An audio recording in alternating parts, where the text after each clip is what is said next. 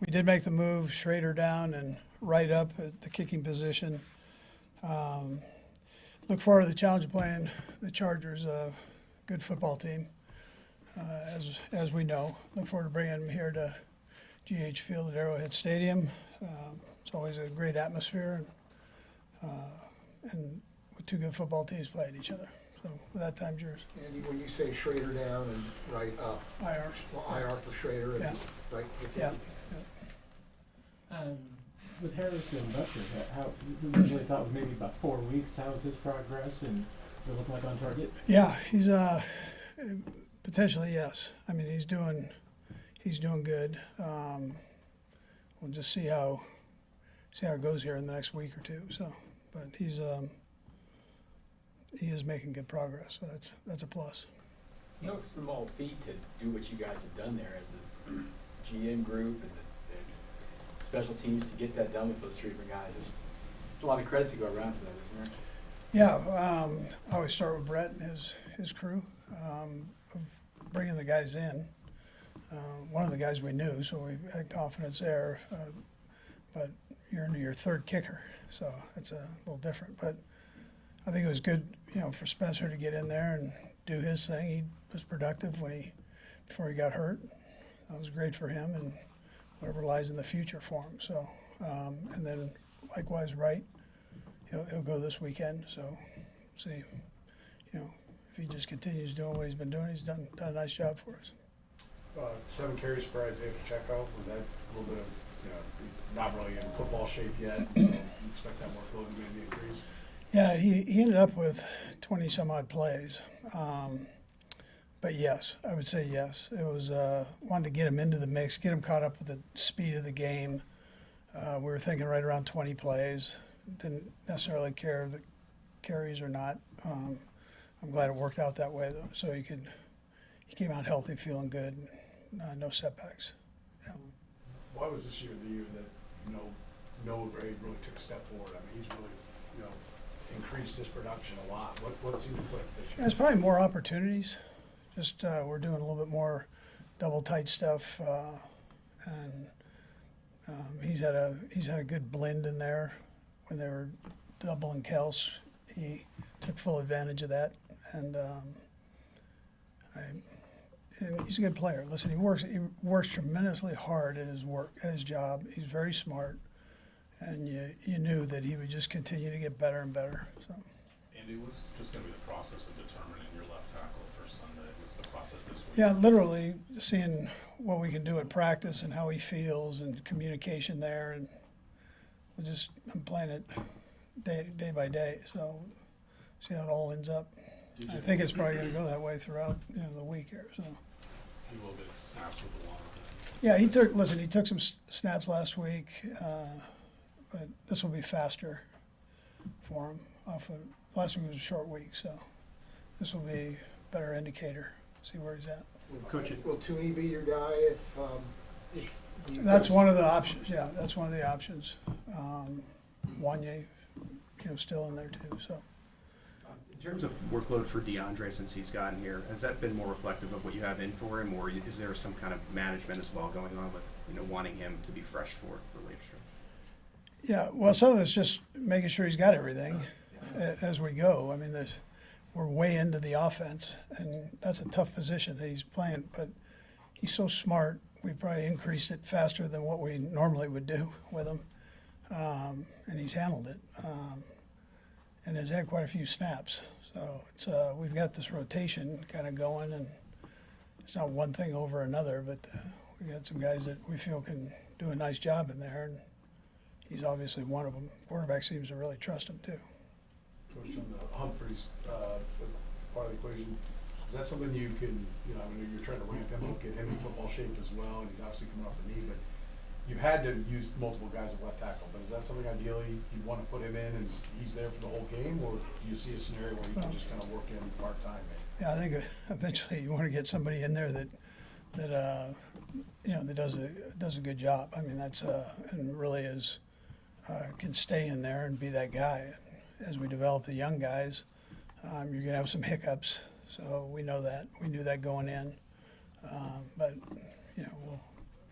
we'll see. see if DJ can do that, he can do it, and then if he can't, he can't. So, see how it goes. challenging is it to do that at this time of year with a guy who hasn't been part of your system, and you're not hitting as hard at practice and all that? It's just not ideal, I guess, but is it harder now? Yeah, well, listen, I mean, two of those three are veteran guys that we have an option to put in there. So you're kind of banking on that. I mean, Joe hasn't had a bunch of snaps there either. Wanye and Kingsley have taken most of the snaps, so and DJ hasn't played. So other than the X number of years before this, and 9 years or 10 years before this, so we're banking on that part of it with a couple of those guys. That veteran part of it can step in there and take care of it. We'll go last three, Matt, Vahe, and then Pete. Go ahead, Matt. Coach, kind of going into this final stretch, how much do you look at workloads, especially for the guys who maybe had a lot of snaps? I know Chris has played at this point 83%. That's the highest rate of his career. Are there guys that you're looking to try and maybe load manage here in the next 5 week games? Possibly, not this week. Vahe. Andy, I'm sure you've seen that Mike Holmgren was put forth as the coaching candidate, and it's probably very hard to sum up his influence on your career, but I wonder if you could speak a little bit to the key points of your career that he's enabled. Yeah, the best I've ever been around. So he, I thought he was great at the college level. I thought in the NFL he was phenomenal. I mean, I've been a head coach now for a couple of years, and I still look back and go, I don't think anybody's done it better than what he's done it. And I've seen it all for 20 some odd years. So it's he just had a great way about him with people. He was tough enough. He was, he's a brilliant guy. So he just had a great handle on things. And so if he didn't make good on his promise to you when you were at Missouri, are you still college coach? Yeah, I probably would. I'd probably be coaching the offensive line. Yeah, maybe get out of the box. Did he also get you to San Francisco State? Was that how that went? No, so Lavelle Edwards was friends with Vic Rowan at San Francisco State. And so that's where Mike Holmgren came from, with San Francisco State. And then in return, it was a trade, right? So. What are the strengths of Jim Harbaugh? I mean, when you look at him, he's obviously been successful at different levels. What does he do well? Yeah, he's done it at every level, really. He comes from a great family, great football family. His dad's a phenomenal football coach. Could have easily coached at this level, been a head coach at this level. So he's got a great feel. He knows it from the player standpoint. He knows it from coaching standpoint. Has a good balance of things that he works with. Good demanding coach on his players, so on. Good teacher. I'm sorry. As you've reviewed them this week, how do you see the Chargers? How have they evolved since week 4, that first meeting? Yeah, they're more familiar with their schemes. I mean, that's really the bottom line, so it allows them to play faster. Okay. Thank you. Okay, good. Thanks.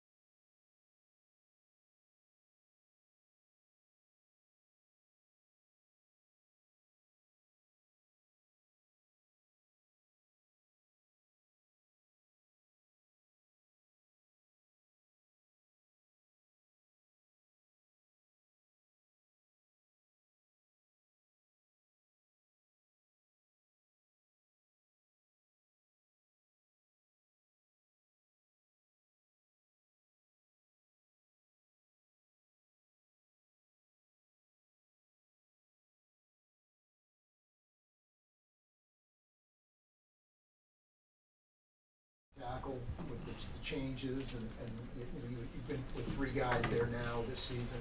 How has that affected you think? I don't know if it's affected me too much. I mean, I've played with all those guys before, and I know those guys are out there battling. They're out there, and they've played winning football before, and so I just go about my business, go about my process, and try to stay within the scheme of the offense. And then when stuff breaks down, I try to go out there and make plays. And so that's what I'm going to continue to do. After that last sack in the fourth quarter, looked like you were pretty upset about that. Did you talk to Andy about making a change at any point there? I did not. No, I was more upset just because I felt like there was people open and we hadn't scored in the red zone, and so I knew that was a big drive, and I think I was just more upset about the fact that we didn't execute at a high enough level in the red zone. You had a chance to watch DJ work a little bit here. What are your initial impressions of him? Yeah, I mean, you see how talented he is. I mean, the physical gifts are there. It's been cool to watch him interact with other guys, too. I mean, you can tell he's smart. I mean, he's willing to teach guys, which is big in that room. We got a lot of young guys there. And so I've been very impressed, and I'm excited for him to get more and more work with more and more practice and hopefully be ready to go as soon as possible. Patrick, obviously you guys want to play perfect every game and you want like a progression all season, but I wonder in some ways, do you enjoy the sort of problem solving and sort of resetting of everything as you go as part of the whole process? Yeah, I mean, I don't know if enjoy is the word for it, but I think it keeps you motivated, which I think can be a good thing in the end. I think sometimes I look back on the year we lost in the Super Bowl, and we were very dominant throughout the regular season, and it's just kind of like you get in this point where you start coasting because you're winning games, you're just kind of doing the normal thing. Whereas if you look at us last year, even though it didn't go the way we wanted to, it felt like we just continued to work every single week, and we knew we had to get better, and we didn't let the details slip, and we ended up playing our best football at the end of the year. And so that's the hope, is that with all these close finishes, we're getting wins, but it's keeping us hungry so that we can try to continue to get better as the season goes on. Do you feel like, it's kind of a funny way to put it, I guess, but have you evolved already this season? I mean, do you feel like, okay, I see the progressions, we're forming, even though things look a lot the same at the end of games? Yeah, I think we've done better offensively. I can speak to it, of course. I mean, just we've done better executing the offense, going to the right positions. I've done a better job of giving guys chances to make plays. It's just little plays here and there that have kind of stalled out drives. If that's the deep shots that I've missed to Xavier or other guys, or if that's the red zone and not executing at that time in the red zone. I mean, there's plays in games that if we just make that play, the offense scores 30 points, and we're not even having this discussion. Patrick, to kind of follow up on that, I mean, you've had 3 championship seasons, they've all kind of been a little bit different. This year, your record is much better than last year, 11-1 versus 8-4, but some of the peripheral numbers maybe aren't even quite as good, right? Do you feel like this is a championship team? Is there a point before the end of the year that if you don't feel like yet you're there, that you need to get to before you get to the postseason, or can you just flip that switch after? I mean, every team I've been on, I feel like has been a championship team. It's been plays here or there that have either we've lost in overtime of the AFC Championship game or lost in the Super Bowl. But I feel like we have the talent and we have the coaching staff and we have the work ethic to go out there and win any football game. It's about going out there and doing that on a week-to-week, day-to-day basis. And I feel like we have those guys that are motivated enough to do that. But it's not going to be easy. I mean, it never is. You have to really play your best football at the perfect time in order to win a championship, and that's what I've learned through my time in the NFL. Does pressure come with that? I mean, everyone wants to play on a championship caliber team. You mentioned you feel like you've had that every year, but maybe more than any other team, maybe the Niners, but like your season is going to be about just winning the Super Bowl. Other teams can get to the playoffs or win a couple of playoff games. It's going to be a good year.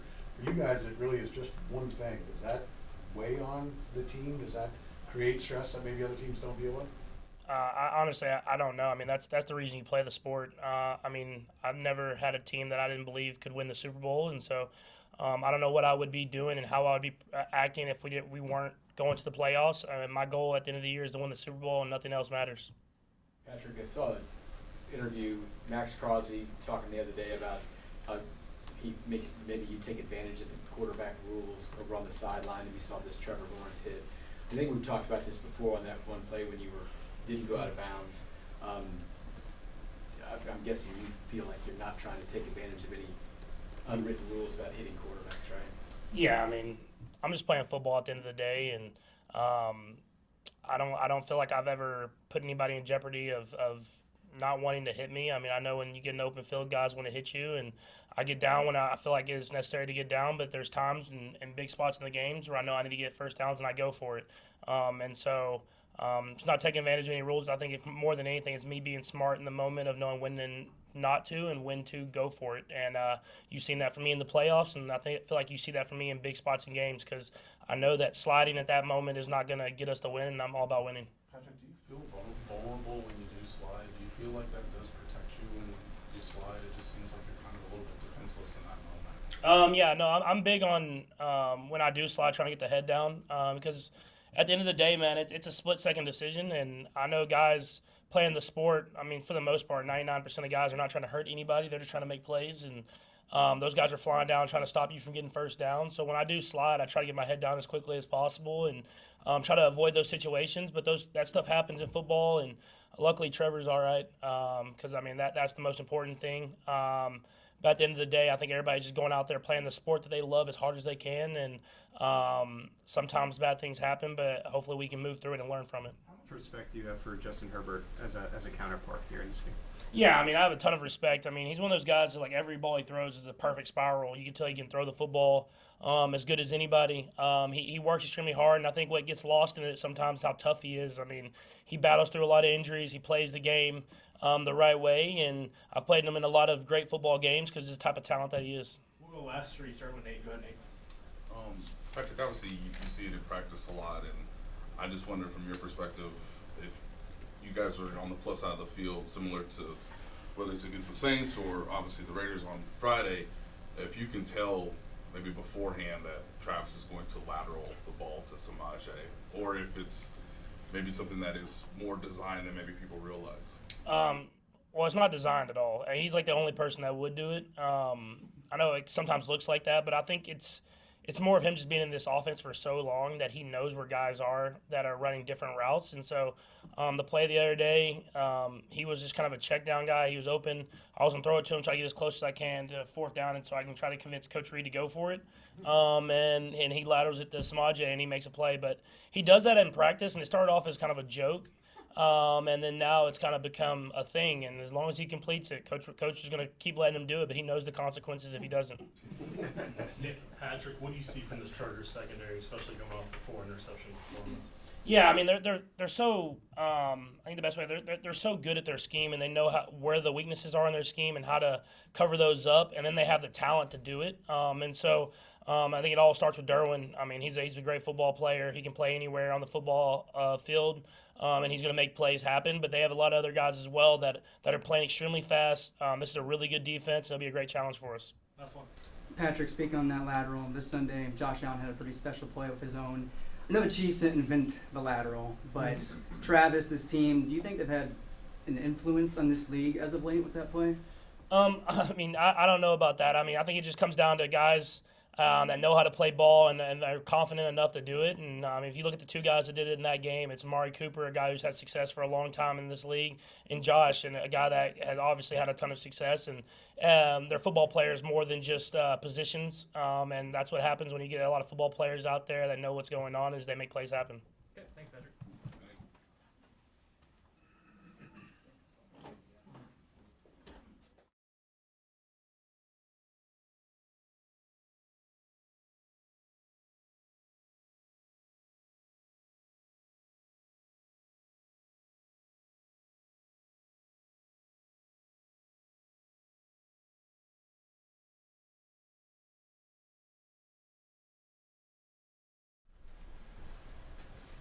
Trent, these past couple of years, the secondary has been such a strong point, and obviously it's been a rough couple of games. What do you guys point to that maybe has been the issue these past few weeks? Yeah, honestly, I think it's just the little details that are happening within our defense. A lot of times situational, communication on the back end could be better, but I think the big thing for us moving forward is just making plays on the ball. I think a lot of times we see we're always in the right position or some little happens that the other team just happens to make the play. So going into this week and moving forward, I think the defensive back room got to just get that confidence back, trust each other and just go out there and play how we always play. Trent, you mentioned communication the other day also, I think. What is the biggest challenge to that? I mean, is it just because you have so many different personnel? What are the things that make that not always easy? Yeah, I mean, in our defense, we have some calls that are dual calls and that can change on the fly, so with motions and things like that. And during the week, we practice them all the time, but for whatever reason, sometimes when we get on the field,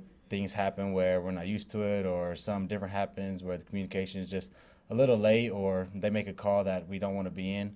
That's kind of bit us in the butt. But I think from all the things that have happened, we've been able to come back in the next day and learn from it and realize what our mistake was and clean it up the next week.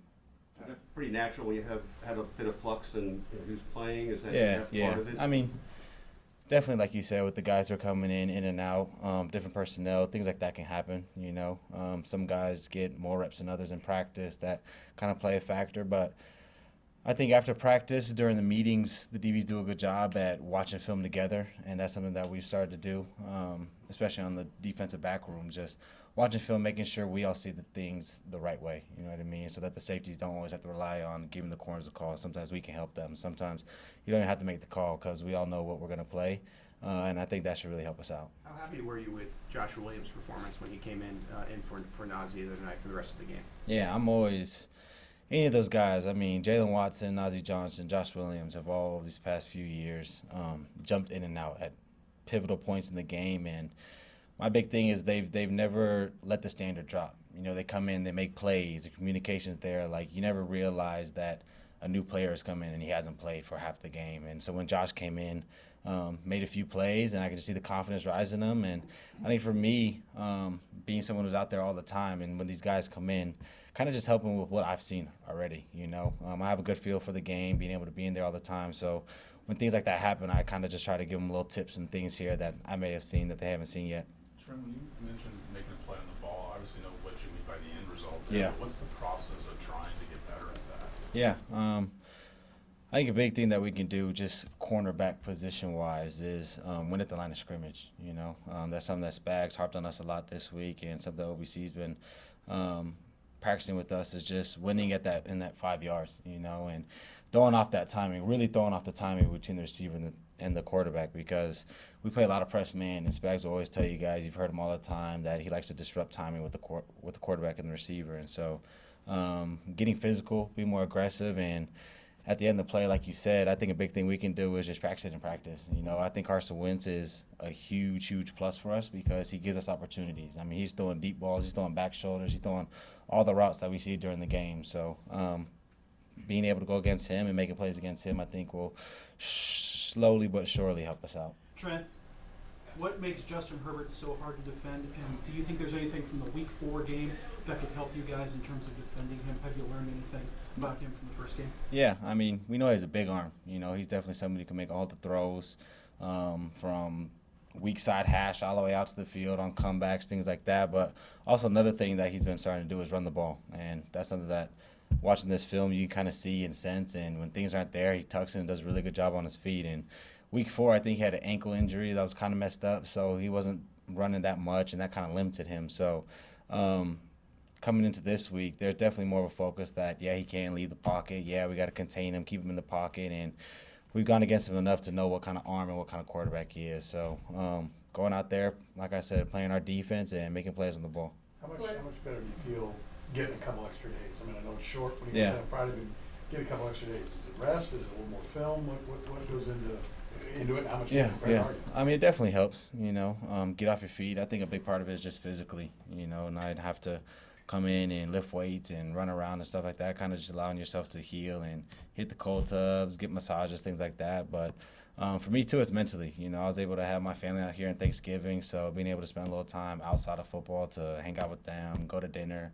Even with some of the guys, they go bowling, they do stuff together outside of football. I think is a big thing with these little breaks is you get a second to kind of reset. You know, you get a day or two to just not worry about watching film so that when you come in and it's time to go to work, you know, you feel refreshed, re-energized to do what you need to do. We'll go Blair and then the back. Trent, one thing that's happened in each of the last two games and in a couple other games this year is opponents have been able to, on their last possession, go down the field, put themselves in a position to score.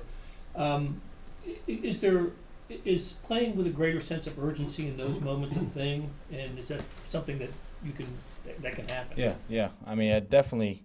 Then in the game situation, you know, can always change. You know, they need a touchdown, they need a field goal, but I think over these past few weeks, I think the urgency that the defense needs to go out there and win the game has become more and more. You think a lot of times if we're up 10, defense sit back, don't let them score, play a little prevent defense. But the attitude and the energy of this defense going into those situations is, in the past, we've been good in those moments, being able to stop them when they're backed up and not allow them to drive down the field in a 2-minute, disrupting plays and making the clock run, things like that. And I think during those moments, it was just us playing fast and free. We understood what the defensive play call was going to be, understood what they were going to do to attack us, and we kind of just went out there and played. And I think this year, like I said, just little things with details, little things that guys are kind of freezing, not knowing what to do, has kind of slowed us down a little bit. But I think Spags did a good job of kind of cleaning things up, simplifying things, and just allowing us to go out there and just play. Coach Reid talked a lot this week about just being yourself, be you, and go out there and be who we are as a defense. So, like I said, there's a standard that we want to play with, and I think we're going out there trying to attack it each and every day. Last one. Trent McDuffie, as a rookie, leads this Chargers receiving team in about every category. Yeah. In your viewpoint, what makes him stand out in such a tough matchup in just his first year? Yeah, he's one of those guys where over the course of this season, he's earned the trust of Herbert, and that's huge for a rookie who can come in and he catches the ball really well, has really good routes, and they use him in multiple positions on the field, which I think is a big plus for him. That allows him to get the ball. He's good in the slot. They'll put him out wide. They'll give him some motions and things like that allow him to just get the ball in space and do what he does. So he's a really good player, and I know we have eyes for him this week. Thanks, Trent. Yeah. Thanks, Rich. Thanks, guys.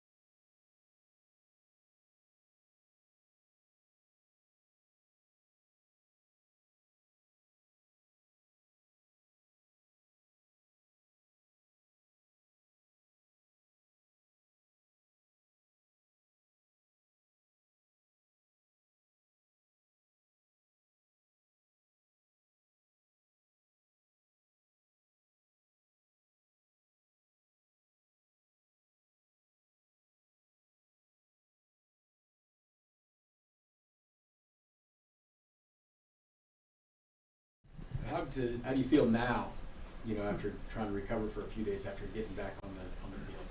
I feel good. Don't have any soreness. It's no swelling.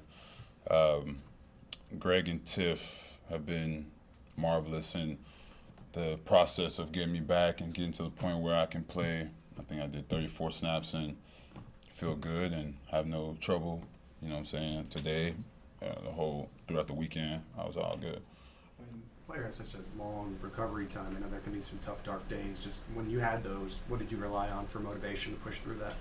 God. He put me in a situation and get me out of it. There's no situation that's too big that God can't get you through. And I just relied on that. I've been in tough times before, and he never forsaken me or put me out. So that's how I just kind of got through it. And the motivations, again, from Tiff and Greg, just always just talking me through whenever I felt like I didn't want to do the rehab anymore or anything like that. What were your expectations going into having not played in a while, and just how did it meet maybe what you were expecting? My expectations were to play really well. Did I meet my own personal expectations? Probably not. But I got to sometimes give myself grace that I haven't played, and I saw somebody said 308 days. So it's been a long time since I've played. So you gotta be realistic, but my foot's on the gas, man. I gotta go. That's my mentality. And just one question about looking back, but when you do get injured, obviously the team wins the Super Bowl. What was maybe those few weeks like? Watching this team accomplish that goal that not being part specific game?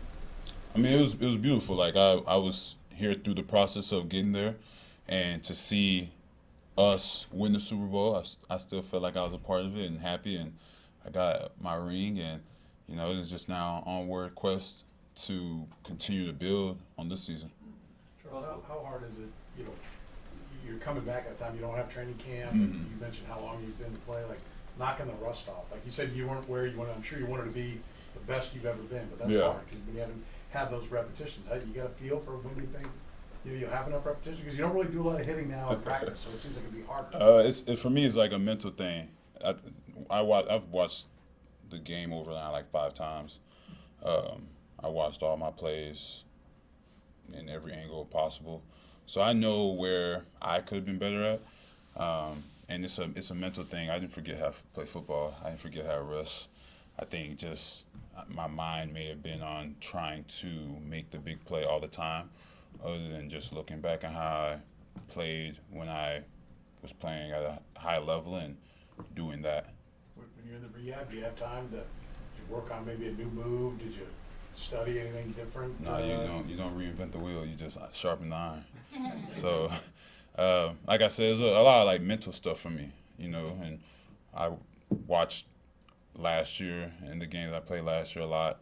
I watched this year and watched what the guys were doing, and then I watched other guys I watched in the league, and not to take or mimic, but to the small things that people don't see. They only see the sack or the tackle for loss, whatever. I see like the first 2-3 steps before that, and that's why I want to just make sure that I had down pat. So going back and watching the game 5 times, how does that differ from your usual process? I normally do that. Okay. So that's like a normal thing for me to do. Watch the game a lot, rewatch things, and write down notes, corrections that I personally could have done better at. Charles, was there one particular part of the rehab process that where it felt the most far away and you know, just the most difficult, I guess? Yeah, when we was in training camp, like month 6, that was the hardest point, cause I was still had the little BFR machine on my leg, and that shit hurt like hell.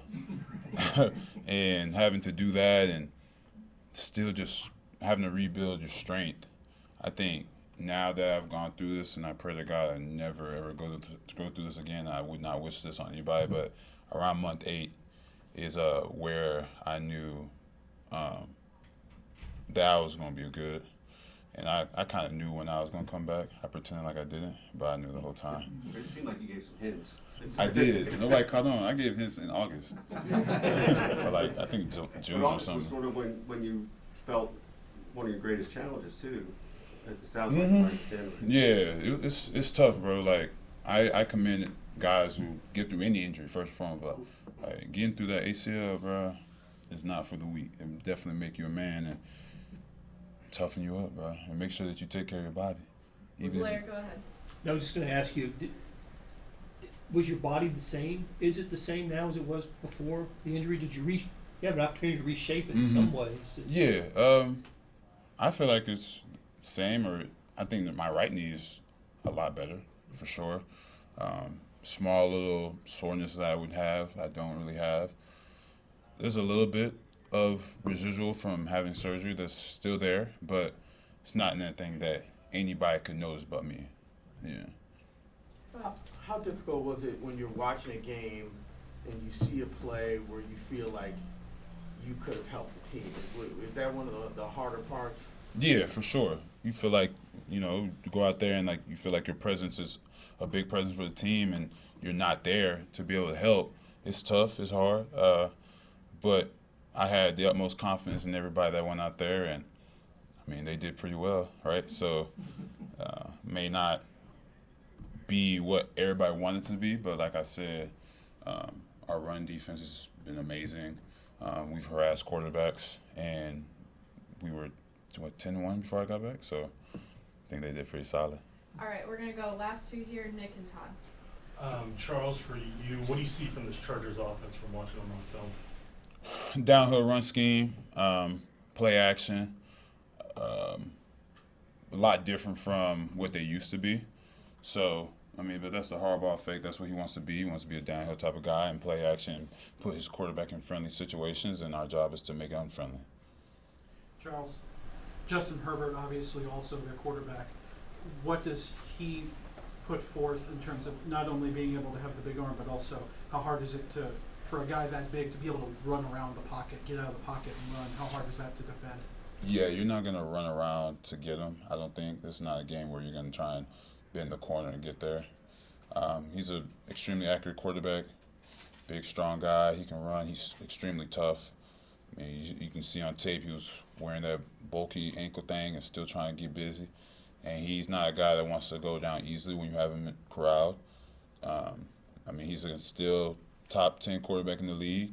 Just like the offense is just the style that they run is not going to throw the ball 50 times, but when he does throw the ball, he's accurate, he's on point, and he's somebody that obviously is going to be a challenge, but challenges, you got to rise up to him. Last one. A little off topic on the National Football League. I saw you out at the Kansas-Colorado game. You like college football. It's signing day today. There's, you know, maybe you have any signing day memories or anything. I know Coach Merritt's kid plays a similar position. Have you seen him play? You know, I've not seen Coach Merritt's kid play, but I've seen him in the building. Signing day memories. I knew I was happy. I was going to the University of Texas, and now you obviously see the job that Sark has done, and they get top players left and right, and it's like real-life ballers. And he's turned the university into a well-oiled machine that it needs to be. So I was happy when I signed, and I'm sure them kids are happy to sign with an amazing coach like that and continue to just build on the program that is going to be at the top for a long time. Would you like to be in college at this time with all the portal stuff and the NIL stuff? Or is No, it too much I didn't like school like that for real. I ain't gonna lie to you. So if I could have been like a senior that didn't have to really go to class, absolutely. But the fact that you still gotta go to school and do all that stuff, I like exactly where I'm at, boss. Thank you, Charles. Yeah. That'll be easy.